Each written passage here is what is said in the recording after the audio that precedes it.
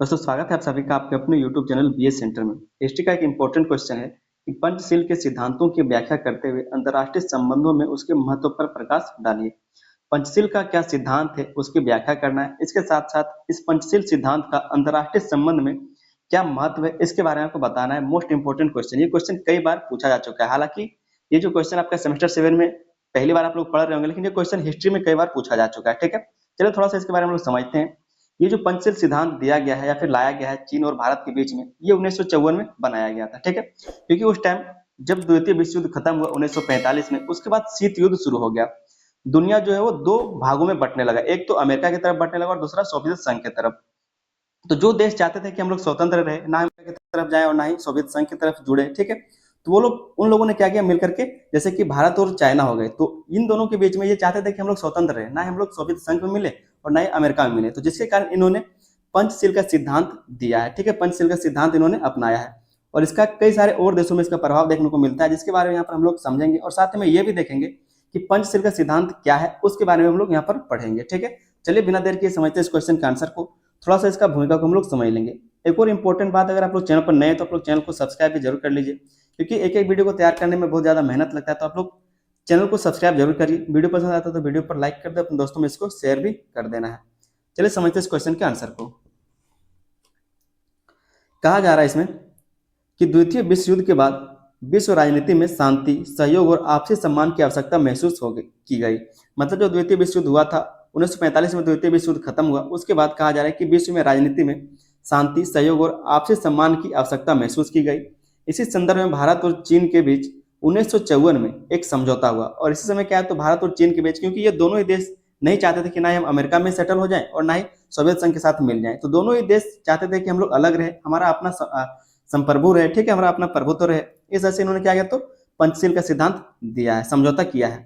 कहा जा रहा है कि जिसमें अंतर्राष्ट्रीय संबंधों के संचालन के लिए 5 सिद्धांतों को स्वीकार किया गया, जिसमें अंतर्राष्ट्रीय संबंधों के संचालन के लिए, ताकि जो इंटरनेशनल रिलेशन है वो सही से चल सके, इसके संचालन के लिए 5 सिद्धांतों को दिया गया है, स्वीकार किया गया।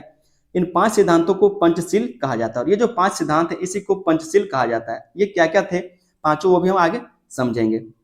आगे इसमें कहा जा रहा है कि पंचशील के सिद्धांत मुख्य रूप से शांतिपूर्ण सह-अस्तित्व पर आधारित है। ये जो पंचशील का सिद्धांत है वो मुख्य रूप से क्या है, तो शांतिपूर्ण और सह-अस्तित्व पर आधारित है। मतलब एक दूसरे के देश पर कोई हमला नहीं करेगा, ठीक है, शांतिपूर्ण माहौल बनाए रखेगा। इन सब बातों पर ये जो सिद्धांत है वो बनाया गया है। आगे कहा जा रहा है कि इन सिद्धांतों का उद्देश्य यह है कि सभी देश एक दूसरे की स्वतंत्रता और संप्रभुता का सम्मान करें तथा आपसी सहयोग और शांति बनाए रखें। कहा जा रहा है कि ये जो सिद्धांत बनाया गया था इसका उद्देश्य क्या था, तो जितने भी देश हैं सभी देश एक दूसरे की स्वतंत्रता का सम्मान करें, संप्रभुता का सम्मान करें, साथ में आपसी सहयोग भी बनाए रखें। मतलब जैसा रिलेशन चलता है लोगों के बीच, उस तरह से देश में भी चलता रहे, शांति बनाए रहे। भारत के प्रधानमंत्री जवाहरलाल नेहरू और चीन के प्रधानमंत्री चाओ एन लाई ने इन सिद्धांतों को अंतर्राष्ट्रीय संबंधों के लिए महत्वपूर्ण आधार माना। क्या कहा गया कि जो भारत के उस टाइम के प्रधानमंत्री पंडित जवाहरलाल नेहरू थे और चीन के प्रधानमंत्री चाओ एन लाई थे, ठीक है, इन्होंने क्या किया, तो इन सिद्धांतों को अंतर्राष्ट्रीय संबंध के लिए महत्वपूर्ण आधार माना है। आगे हम लोग देखेंगे दोस्तों ये क्या क्या सिद्धांत थे और इसका विश्व में क्या प्रभाव पड़ा है। यहाँ से हम लोग देखते हैं पंचशील के सिद्धांत। पंचशील का सिद्धांत क्या था। पहला जो इसमें सिद्धांत दिया गया था वो था एक दूसरे की संप्रभुता और क्षेत्रीय अखंडता का सम्मान करना। जो भी एक दूसरे का संप्रभुता है, क्षेत्रीय अखंडता है, उसका सम्मान करना, चाहे वो कोई भी देश हो। लेकिन क्योंकि ये समझौता जो है भारत और चीन के बीच में हुआ था, बाद में ये पूरी दुनिया में पॉपुलर हुआ और सभी देशों ने इसको धीरे धीरे अपनाना शुरू किया। कहा जा रहा है कि इस सिद्धांत के अनुसार प्रत्येक देश को दूसरे देश की स्वतंत्रता, संप्रभुता और क्षेत्रीय अखंडता का सम्मान करना चाहिए। ये जो सिद्धांत दिया गया इसके अनुसार सभी देशों को क्या करना है, तो दूसरे देशों का स्वतंत्रता का, संप्रभुता का और क्षेत्रीय अखंडता का सम्मान करना चाहिए। किसी भी देश की दूसरे देश की सीमा या स्वतंत्रता का उल्लंघन नहीं करना चाहिए। जैसा कि आपको पता है कि जो चीन वाले थे उन्होंने जो तिब्बत वाला क्षेत्र है उस पर कब्जा कर रखा था, तो भारत वाले भी नहीं चाहते थे कि यहाँ झगड़ा हो, ठीक है, लड़ाई झगड़ा हो, युद्ध हो, शांति चाहते थे, शांति जो युद्ध है उससे बचना चाहते थे, क्राइसिस चल रहा था उस टाइम। तो इसीलिए कहा जा रहा है कि एक दूसरे की संप्रभुता और क्षेत्रीय अखंडता का सम्मान, ये सिद्धांत दिया गया था। कहा जा रहा है इसमें कि सिद्धांत के अनुसार प्रत्येक देश को दूसरे देश की स्वतंत्रता, संप्रभुता और क्षेत्रीय अखंडता का सम्मान करना चाहिए। किसी भी देश को दूसरे देश की सीमा या स्वतंत्रता का उल्लंघन नहीं करना चाहिए। ये पहला सिद्धांत इसमें दिया गया था। दूसरा जो इसमें सिद्धांत था वो था एक दूसरे पर आक्रमण ना करना। एक दूसरे पर आक्रमण ना करना, अगर आक्रमण नहीं होगा तभी तो शांति बना रह सकता है, नहीं तो अगर आक्रमण होता रहेगा, युद्ध होता रहेगा, तो सब शांति कहाँ रहेगा। इसमें कहा जा रहा है कि पंचशील का दूसरा सिद्धांत यह है कि कोई भी देश दूसरे देश पर आक्रमण नहीं करेगा। सभी राष्ट्रों को विवादों का समाधान युद्ध के बजाय शांतिपूर्ण तरीकों से करना चाहिए। कोई भी देश, ऐसा होता है कि कोई भी देश ठान के किसी को नहीं मार सकता, ठीक है, मतलब जानबूझ के किसी को नहीं मारना, अपने तरफ से युद्ध नहीं करना, इस तरह से सिद्धांत को बनाया गया। कहा जा रहा है कि पंचशील के द्वारा जो दूसरा सिद्धांत है इसका, कोई भी देश दूसरे देश पर आक्रमण नहीं करेगा, मतलब खुद से कोई देश किसी देश पर आक्रमण नहीं करेगा। सभी राष्ट्रों को विवादों को समाधान युद्ध के बजाय शांतिपूर्ण तरीके से करना चाहिए, और जितने भी विवाद अगर हो जाते हैं तो कोई भी देश हो उसका समाधान युद्ध के बजाय शांतिपूर्ण तरीके से होना चाहिए। तीसरा जो इसमें सिद्धांत दिया गया था वो था एक दूसरे के आंतरिक मामलों में हस्तक्षेप ना करना।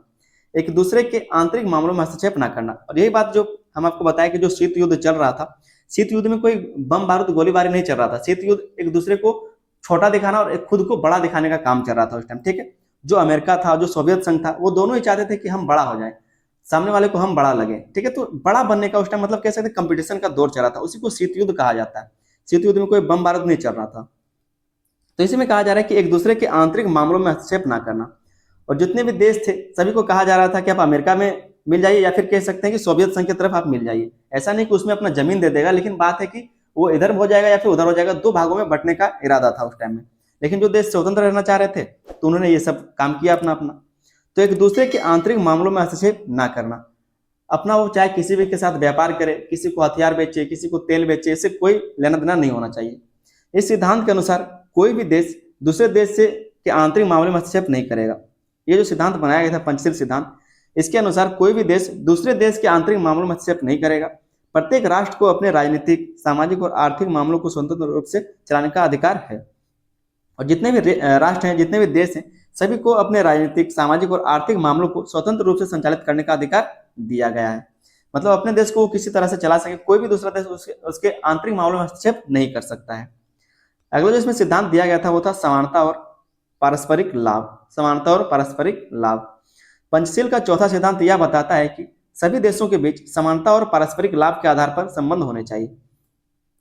इसका जो चौथा सिद्धांत है वो यह बताता है कि सभी देशों के बीच समानता और पारस्परिक लाभ के आधार पर संबंध होने चाहिए। बड़े और छोटे सभी देशों को समान सम्मान मिलना चाहिए।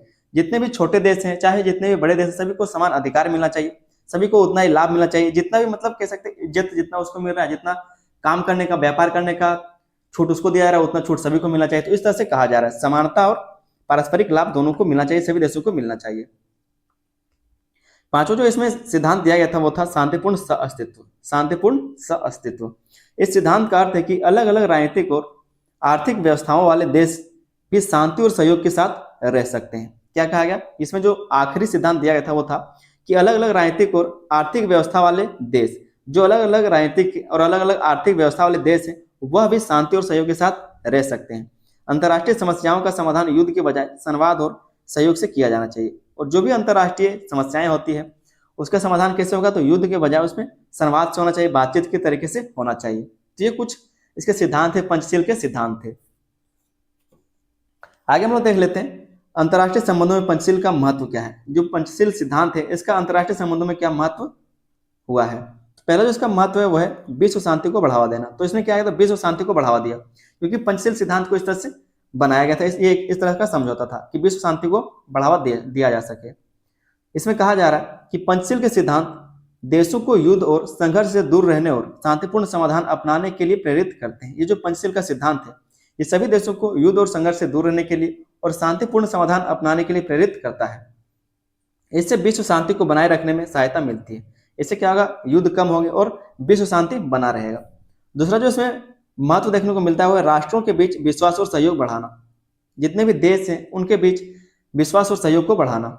जब देश एक दूसरे की संप्रभुता और स्वतंत्रता का सम्मान करते हैं तो उनके बीच विश्वास और सहयोग की भावना विकसित होती है। जब कोई भी देश दूसरे देश का संप्रभुता का मतलब जो भी उनकी शक्तियां हैं उसकी शक्ति के खिलाफ कोई कुछ नहीं बोलेगा, ठीक है, मतलब उसका जो भी स्वतंत्रता है उसके खिलाफ कोई कुछ नहीं कहता है, सबका उसका सम्मान करता है, तो उनके बीच विश्वास और सहयोग की भावना भी विकसित होती है। इससे अंतर्राष्ट्रीय संबंध मजबूत होते हैं। तो ये इसका क्या है? दूसरा महत्व है, राष्ट्रों के बीच विश्वास और सहयोग बढ़ता है। आगे हम लोग समझते हैं तीसरा इसके बारे में। तीसरा जिसका महत्व है छोटे और विकासशील देशों की सुरक्षा करना। छोटे और जो विकासशील देश है उसकी सुरक्षा करना, ठीक है। मतलब इसका जो महत्व पड़ा पंचशील सिद्धांत का, इसमें क्या होता है? छोटे छोटे देश हैं जो विकासशील देश है, ठीक है, उनकी भी यहाँ पर सुरक्षा की जाए। पंचशील के सिद्धांत छोटे और कमजोर देशों को सुरक्षा प्रदान करते हैं। जो पंचशील का सिद्धांत है वो छोटे और कमजोर देशों को सुरक्षा प्रदान करते हैं। यदि सभी देश इन सिद्धांतों का पालन करें तो शक्तिशाली देश कमजोर देशों पर प्रभुत्व नहीं जमा सकते। जो वो ज्यादा शक्तिशाली देश वाले क्या कर सकते हैं, जो मतलब जो कमजोर देश है, ज्यादा ताकतवर देश उन पर कब्जा नहीं कर सकते, या फिर उन पर क्या है तो अपना धोष नहीं जमा सकते, अपना प्रभुत्व नहीं जमा सकते। तो ये क्या है कि इसका महत्व है पंचशील सिद्धांत का। के बाद हम लोग गुट निरपेक्ष आंदोलन के बारे में पढ़ेंगे। ठीक है, तो गुट निरपेक्ष आंदोलन को जब आप पढ़ेंगे तब आपको वहां पर पता चल जाएगा कि ये जो पंचशील सिद्धांत है उसको भारत और चाइना के बजाय अन्य देशों ने किस तरह से अपनाया था। ठीक है, बस आप लोग यहाँ पर थोड़ा सा ध्यान देंगे। अभी हम लोग क्योंकि सिर्फ इसके बारे में पढ़े, पंचशील सिद्धांत के बारे में पढ़े, तो आप बस इस पे ध्यान दीजिए किस तरह से ये पूरे विश्व में फैला। क्योंकि ये जो पंचशील का सिद्धांत है वो कहाँ पर दिया गया था, तो वो सिर्फ भारत और चीन के द्वारा अपनाया गया था, उनके द्वारा बनाया गया था। ठीक है, अपने लिए बनाया गया था। लेकिन जैसे जैसे कोई छोटे छोटे देश आजाद होते गए जिन्होंने उस पर कब्जा कर रखा था, तो वो चाहते थे कि हम भी स्वतंत्र रहे, हमारा शक्ति कोई छीन ना सके, ठीक है, हम पे कोई कब्जा ना कर ले। तो उन्होंने क्या किया, तो इसको अपनाना शुरू किया, धीरे धीरे इसको अपनाना शुरू किया, जो पंचशील सिद्धांत है उसको अपनाना शुरू किया। चौथा हम लोग देख लेते हैं यहाँ पर गुट निरपेक्ष नीति को समर्थन। गुट निरपेक्ष नीति को समर्थन कहा जा रहा है कि पंचशील के सिद्धांत गुट निरपेक्ष आंदोलन के मूल विचारों से जुड़े हुए हैं। जो पंचशील के सिद्धांत है वो गुट निरपेक्ष आंदोलन के मूल विचारों से जुड़े हुए हैं। ये सिद्धांत देशों को स्वतंत्र विदेश नीति अपनाने और महाशक्तियों के दबाव से मुक्त रहने में सहायता करते हैं। और ये जो सिद्धांत दिया गया है पंचशील का सिद्धांत, वो सभी देशों को स्वतंत्र विदेश नीति अपनाने में और महाशक्तियों के दबाव से मुक्त रहने में सहायता करते हैं। तो गुट निरपेक्ष नीति को समर्थन ये देता है। आगे हम लोग देख लेते हैं इसका जो पांचवा महत्व है वो है विवादों का शांतिपूर्ण समाधान। विवादों का शांतिपूर्ण समाधान होता है। पंचशील देशों को यह सिखाता है, ये जो पंचशील सिद्धांत है वो सभी देशों को यह सिखाता है कि अंतर्राष्ट्रीय विवादों का समाधान युद्ध के बजाय वार्ता और समझौते के माध्यम से किया जाना चाहिए। इससे वैश्विक स्थिरता और शांति बनी रहती है। इससे जो वैश्विक स्थिरता है वो शांति बनी रहती है। तो इसका कुछ महत्व था जो विश्व के लेवल पर था। ठीक है, जो पंचशील सिद्धांत था उसके सिद्धांतों के बारे में हमने समझ लिया कि क्या क्या सिद्धांत दिए गए थे। जो भारत और चाइना के बीच में समझौता हुआ था, पंचशील सिद्धांत का समझौता भी आपका आ सकता है। ठीक है, समझौता पूछ सकता है या फिर इसका व्याख्या पूछ सकता है, कुछ भी पूछा जा सकता है। तो हम आपको ऊपर में सब कुछ बता चुके हैं और किस तरह से विश्व संबंध में किस तरह से इसका महत्व रहा है उसके बारे में आपको बता दिए। एक छोटा सा आप लोग निष्कर्ष लिख लेंगे कि इस प्रकार पंचशील के सिद्धांत अंतर्राष्ट्रीय संबंधों में शांति, सहयोग और पारस्परिक सम्मान को बढ़ावा देने वाले महत्वपूर्ण सिद्धांत हैं। क्या कहा गया कि इस प्रकार ये जो पंचशील सिद्धांत है वो अंतर्राष्ट्रीय संबंधों में शांति, सहयोग और पारस्परिक सम्मान को बढ़ावा देने वाला महत्वपूर्ण सिद्धांत है। इन सिद्धांतों ने विश्व राजनीति को एक नई दिशा प्रदान की और देशों को शांतिपूर्ण अस्तित्व का मार्ग दिखाया है। इसलिए पंचशील आज भी अंतर्राष्ट्रीय संबंधों में शांति और स्थिरता बनाए रखने के लिए अत्यंत महत्वपूर्ण माने जाते हैं। तो इस तरह से आप एक छोटा सा निष्कर्ष लिख सकते हैं। आगे जो हम लोग पढ़ेंगे वहां पर हम लोग गुट निरपेक्ष आंदोलन के बारे में पढ़ेंगे। ठीक है, किस तरह से गुट निरपेक्ष आंदोलन शुरू हुआ था और उसके बाद कुछ और आंदोलनों को भी देखेंगे। चैनल पर दोस्तों नए तो आप लोग चैनल को सब्सक्राइब कर लीजिए ताकि अच्छे से सारे विषय का आप लोग अच्छे से तैयारी कर सके। बिल्कुल आसान भाषा में कहानी की तरह आपको सब कुछ समझ में आएगा। बस आपको क्या करना है, तो चैनल को सब्सक्राइब करना है। हम आपको जो भी क्वेश्चन का आंसर करवाते हैं बस उसको आपको पूरा देखना है। वीडियो पसंद आए तो वीडियो पर लाइक करना है, अपने चैनल पर अपने दोस्तों को इसको शेयर कर दीजिएगा। बस एक मिलते हैं किसी अगले वीडियो में, तब तक के लिए धन्यवाद। जय हिंद।